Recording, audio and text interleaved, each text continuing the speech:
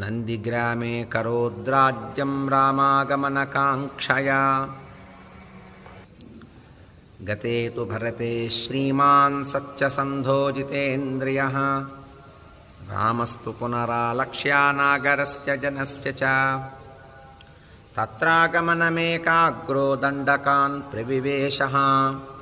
प्रविश्यतु महारण्यं रामो राजीवलोचनः विराथं राक्षसं हत्वा शरभङ्गं ददर्शः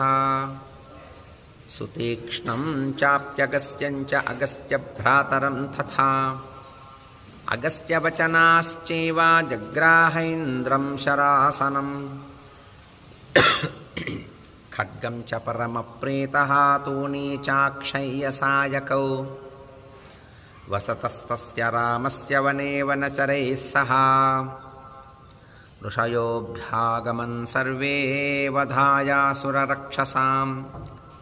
सतेषां प्रतिशुश्रावा राक्षसानां तथा वने प्रतिज्ञातश्च रामेण वधः संयतिरक्षसां ऋषीणामग्निकल्पानां दण्डकारण्यवासिनां तेन तत्रैव वसता जनस्थाननिवासिनी विरूपिता शूर्पणखा राक्षसी कामरूपिणी ततः शूर्पणखा वाक्यात् उद्युक्तान् सर्वराक्षसान् खरं त्रिशिरसं चैव दूषणं चैव राक्षसं निजघानरणे रामः तेषां चैव पदानुगान् वने तस्मिन् निवसता जनस्थाननिवासिनां राक्षसां निहतान्यासन् सहस्राणि चतुर्दश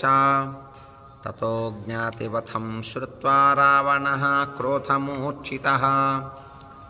सहायं वरयामास मारीचं नाम राक्षसं वार्यमाणः सुबहुशो मारीचेन स रावणः न विरोधो बलवता क्षमो रावणतेन ते अनादृत्य तु तद्वाक्यं रावणः कालचोदितः जगाम सह मारीचः तस्याश्रमपदं तदा